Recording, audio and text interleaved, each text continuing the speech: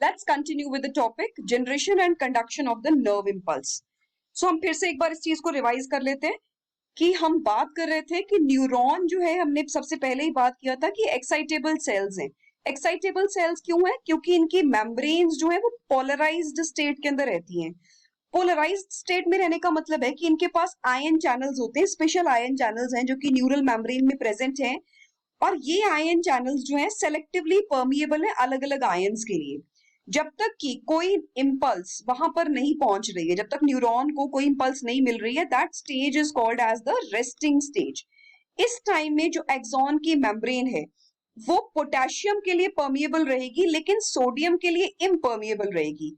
इसी तरह से जो नेगेटिवली चार्ज प्रोटीन्स हैं जो कि एक्सोप्लाज्म में प्रेजेंट है, हमने डिस्कस किया था एक्सोप्लाज्म जो है वो साइटोप्लाज्म है एक्सॉन का, तो वहां पर बहुत सारे नेगेटिवली चार्ज प्रोटीन्स हैं. उनकी वजह से अब यहाँ पर क्या हो रहा है, क्योंकि सोडियम और पोटेशियम यहाँ पर हमने बोला ग्रेडियंट एक सेटअप हो रहा है. और ग्रेडियंट किस तरह से सेटअप हो रहा है कि जो आयनिक ग्रेडियंट, जो 2 पोटेशियम जब भी सेल के अंदर आ रही है तो 3 सोडियम जो है बाहर जा रहे हैं because of the sodium potassium pump. Active transport के थ्रू ये किया जा रहा है. अब because of this active transport, अब एक्टिव ट्रांसपोर्ट की वजह से एक रेस्टिंग पोटेंशियल एक सेटअप हो जाता है. तो जो रेस्टिंग पोटेंशियल है सेल का, तो जब तक कि वो अभी स्टिमुलस रिसीव नहीं किया तब तक वो उसी स्टेज में रहेगा, रेस्टिंग पोटेंशियल की स्टेज में रहेगा. तो अब यहाँ पर हम यहाँ बात कर रहे हैं कि जैसे ही एक्साइटेड स्टिमुलस, मतलब जब उसे कोई स्टिमुलस मिल रहा है तो उस टाइम क्या होगा, उस टाइम परमिएबिलिटी चेंज हो जाएगी. मैंने अभी आपको बताया कि वो अभी तक सोडियम के लिए इम्परमिएबल था, लेकिन अब क्या हो जाएगा, वो सोडियम के लिए परमिएबल हो जाएगा. तो उससे क्या होगा, सोडियम का इनफ्लक्स स्टार्ट हो जाएगा. इनफ्लक्स का मतलब क्या हो गया, सोडियम चैनल्स ओपन हो जाएंगे, उसकी वजह से सोडियम सीधा अंदर की तरफ मूव ऑन करता रहेगा एक्सोप्लाज्म के अंदर. इसकी वजह से जो पॉजिटिव चार्ज था, अब तक क्या था, अंदर नेगेटिव था और बाहर पॉजिटिव था एक्सॉन की मेम्ब्रेन के, लेकिन अब यहाँ पर क्या हुआ, पॉजिटिव चार्ज जो है वो बढ़ गया. कहाँ, अंदर की तरफ, और वो धीरे धीरे आगे की तरफ मूव ऑन करता रहेगा. और इसी को हम क्या कहेंगे कि नर्व इंपल्स जो है वो आगे आगे ट्रांसमिट हो रही है. अब ये डेंड्राइट्स और सेल बॉडीज में नहीं होता है. क्यों नहीं होता है? क्योंकि उनके अंदर जो ये वोल्टेज गेटेड चैनल्स हैं जिनके थ्रू ये सारा का सारा प्रोसेस हो रहा है वो यहाँ पर प्रेजेंट नहीं है. तो एक्शन पोटेंशियल यहाँ जनरेट नहीं होता है. कहां पर होता है, एक्सॉन में होता है.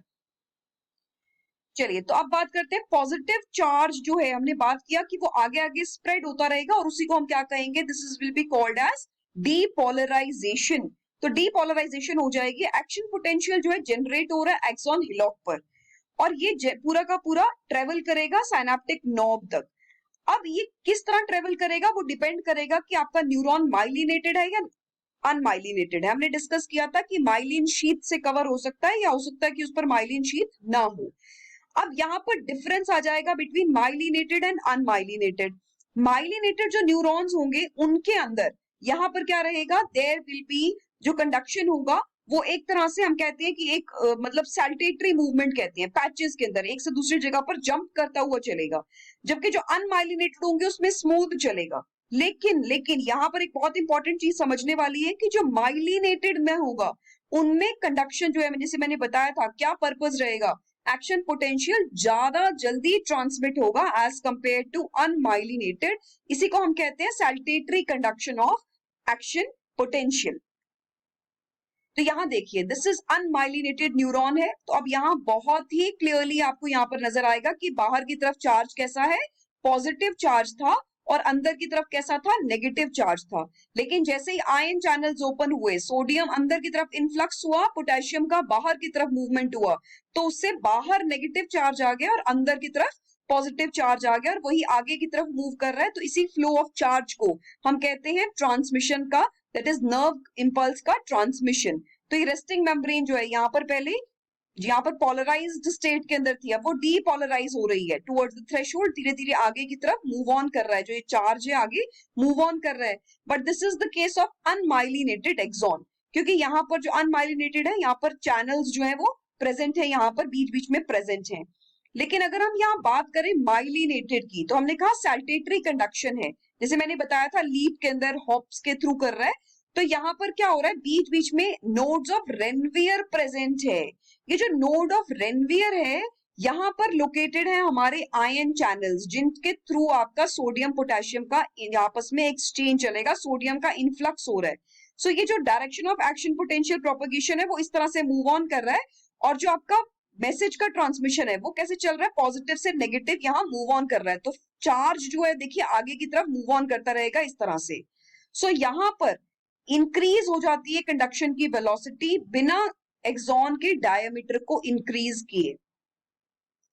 अब आ जाते हैं हम नेक्स्ट हमारे इसी के अंदर ही केमिकल कंडक्शन के ऊपर। तो अभी तक हम बात कर रहे थे कि एक न्यूरॉन के बीच में किस तरह से नर्व इंपल्स जो है वो ट्रांसमिट हो रही है इलेक्ट्रिकल इंपल्स की फॉर्म में। अब हम बात करते हैं कि दो न्यूरॉन्स के बीच में, मैंने आपको पहले ही बताया था कि दो न्यूरॉन्स के बीच में देयर एग्जिस्ट्स अ गैप, वहां पर एक गैप है, सो करंट वहां पर फ्लो नहीं कर पाता है, तो वहां पर दोनों के बीच में ट्रांसमिशन कैसे होता है, it is in the form of chemicals. These chemicals are called as neurotransmitters. तो होता क्या है, जब भी एक्शन पोटेंशियल एक्सॉन के टर्मिनल पर पहुंचता है तो वहां पर वोल्टेज गेटेड कैल्शियम चैनल्स होते हैं, जो कि कैल्शियम चैनल्स ओपन हो जाते हैं, और जब कैल्शियम चैनल ओपन हो जाते हैं तो वो रेगुलेटरी प्रोटीन के साथ बाइंड कर जाते हैं, जिससे कि न्यूरोट्रांसमिटर्स जो होते हैं वहां पर रिलीज होना स्टार्ट हो जाते हैं। तो अगर हम एनसीईआरटी के हिसाब से बात करें तो बहुत ही सिंपल लैंग्वेज में आई विल टेल यू कि एक्सॉन के टर्मिनल पर जब भी मैसेज पहुंचता है तो वहां पर साइनेप्टिक वेसिकल्स होते हैं, और वो साइनेप्टिक वेसिकल्स क्या करते हैं, वो जाकर मेम्ब्रेन के साथ, जो एक्सॉन की टर्मिनल मेम्ब्रेन है वहां पर जाकर फ्यूज कर जाएंगे।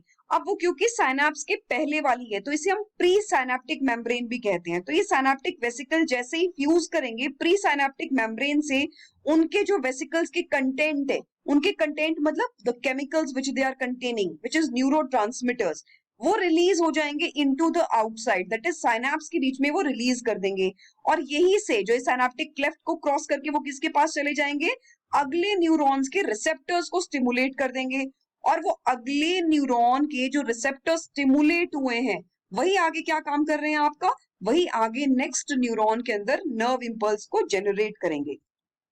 सो यहाँ देखिए जैसे ही मैसेज रिसीव हो रहा है तो यहाँ पर क्या हो रहा है, voltage gated calcium channels open हो रहे हैं, और उसकी वजह से यहाँ पर मैसेज मिल रहा है, यहाँ पर एक्टिव जोन, यहाँ पर आपके जो ये सिनेप्टिक मैंने अभी आपको बताया वेसिकल्स हैं, तो ये जो सिनेप्टिक वेसिकल्स हैं ये जाकर फ्यूज हो रहे हैं प्री साइनेप्टिक मेम्ब्रेन के साथ। Look at this, this is called pre synaptic membrane के साथ फ्यूज हो रहे हैं और रिलीज कर रहे हैं यहाँ पर द न्यूरोट्रांसमिटर्स, और यहाँ प्रेजेंट है बीच में receptors in the next neuron, ये है पोस्ट साइनेप्टिक मेम्ब्रेन। तो पोस्ट साइनेप्टिक मेम्ब्रेन के अंदर जो ये रिसेप्टर्स हैं ये एक्टिवेट हो जाएंगे बिकॉज ऑफ दीज न्यूरोट्रांसमिटर, और जब ये एक्टिवेट होंगे तो फिर से वही सेल बॉडी के अंदर वो एक नया इंपल्स जनरेट करेंगे, जो कि आगे एक्सॉन के थ्रू आगे ट्रांसमिट करेगा नर्व इंपल्स को। अलग अलग न्यूरॉन्स के अंदर अलग अलग टाइप के न्यूरोट्रांसमिटर्स हो सकते हैं, और इसी वजह से अब क्योंकि पोस्ट साइनेप्टिक सेल्स भी अलग अलग रिसेप्टर्स भी हो सकते हैं तो इसलिए इफेक्ट्स भी अलग अलग होते हैं न्यूरोट्रांसमिटर्स के।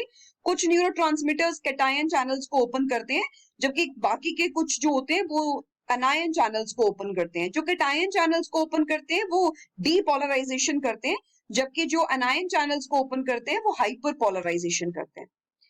That's all for today, thank you and have a nice day.